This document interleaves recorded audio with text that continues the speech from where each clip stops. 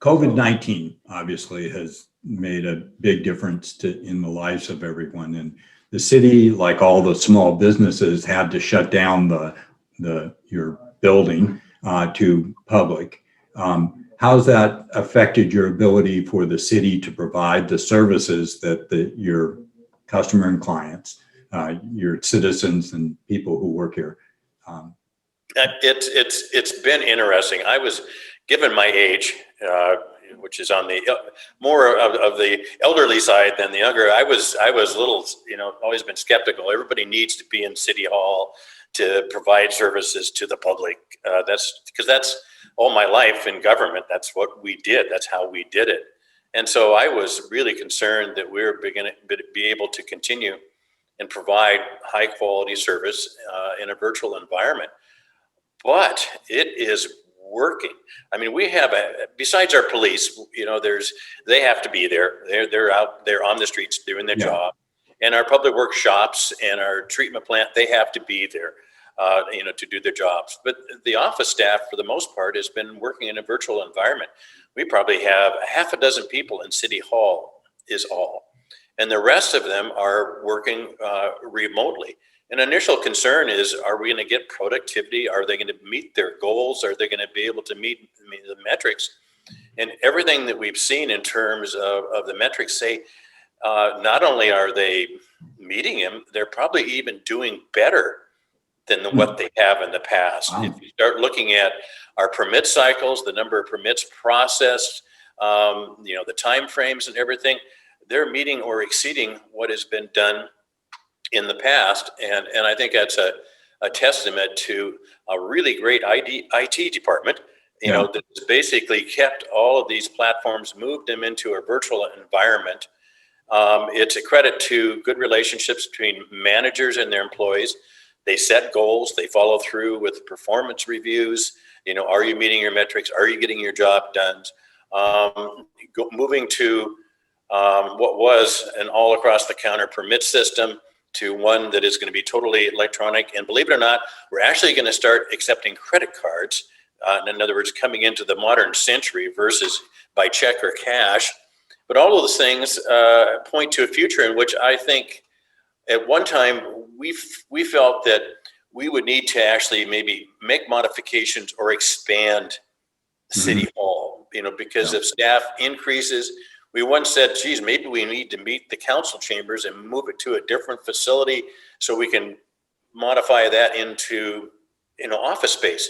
We've completely changed that thought now. Good. We don't need to do that. And I think there's a significant part of working in a virtual platform that will continue regardless of, when we get past the COVID pandemic.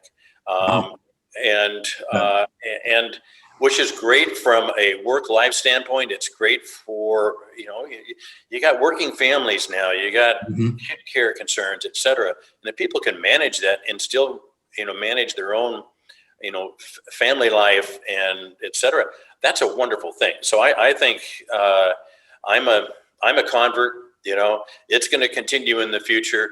God help us if we have to forever stay on virtual platforms, because I actually like to see people and not, I like seeing you on the screen here too. That's great. But, I like seeing it at Starbucks too. And so, but it's going to give us greater flexibility in the future. I'm sure of it. And I think that's a better thing, not only for our employees, but I think it's also a better thing for the public. Yeah, I agree with you. I think that the changes that we've seen are long-term effects, and I think a lot of them are for the better. It's nice to see that government is looking at that too, because you think of, at least I do, I think of government as being stuck in in their mode and they won't move from it. So nice. And it's interesting, having been in government my whole life, I understand that perspective, but I tell you, we have, what is it? I thought it was 110, but I looked on our website and it said we have like 115 employees. Wow. That's it. And we're small in population, but when you look at the overall complexity, we have a wastewater treatment plant. We have a a sewer utility, we have a water supply and a water utility, we have a stormwater utility, we have a senior center, we have, I mean, parks, trails, streets, the list goes on, police, police protection. And you look at all of that, still with only 115 employees. And I came from Tacoma, where in my department, I had over 900 in just one department.